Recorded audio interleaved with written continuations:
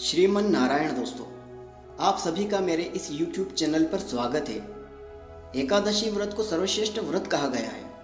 इस दिन सर्वप्रथम ब्रह्म मुहूर्त में उठकर स्नान करने के पश्चात भगवान श्री हरि विष्णु का अभिषेक और उनकी पूजा करना चाहिए तथा फिर हाथ में जल को लेकर एकादशी व्रत का संकल्प अवश्य ही लेना चाहिए, क्योंकि बिना संकल्प के व्रत का संपूर्ण फल प्राप्त नहीं होता।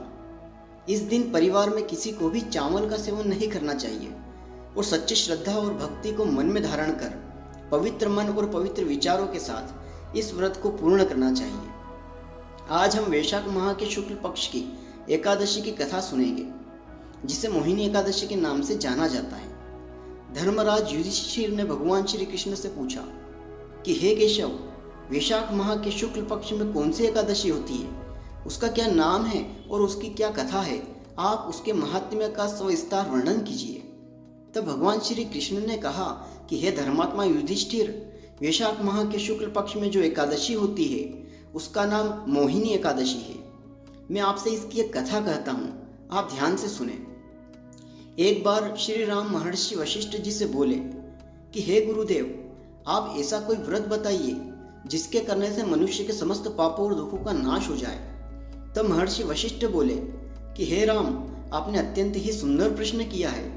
वैशाख माह में मोहिनी नामक एकादशी आती है, जिसके करने से मनुष्यों के समस्त पापों और दुखों का नाश हो जाता है और मनुष्य सभी प्रकार की मोह माया से छूट जाता है। जिसकी कथा इस प्रकार है। सरस्वती नदी के तट पर भद्रावती नामक एक नगर में द्युतिमान नामक एक राजा राज्य करते थे।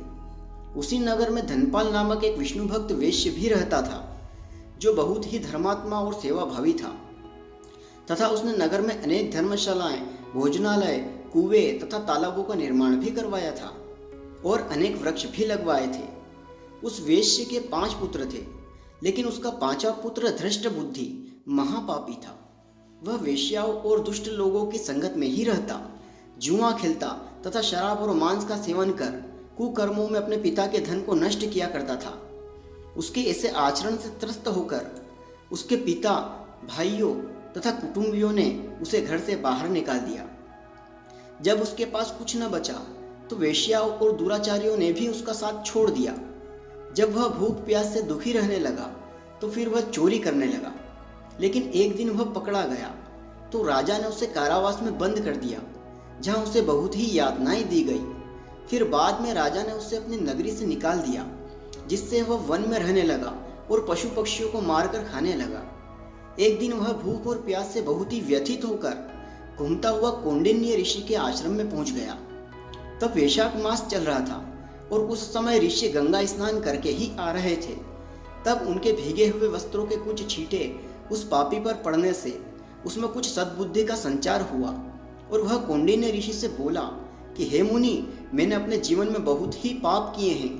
आप उन पापों से छूटने का कोई साधारण और बिना धन का कोई उपाय बतलाइए। तब उसके ऐसे दीन वचन सुनकर ऋषि ने उससे कहा, तुम वैशाख मास के शुक्ल पक्ष की मोहिनी एकादशी का व्रत करो और इसके करने से तुम्हारे समस्त पाप नष्ट हो जाएंगे। ऋषि के ऐसे वचन सुनकर वह बहुत ही प्रसन्न हुआ और उसने उनके बताए अनुसार श्रद्धापूर्वक मोहिनी एकादशी का व्रत किया।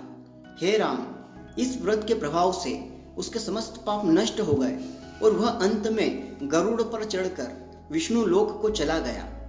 यह एक श्रेष्ठ व्रत है और केवल इसके महात्म्य को पढ़ने अथवा सुनने मात्र से भी महान पुण्य की प्राप्ति होती है।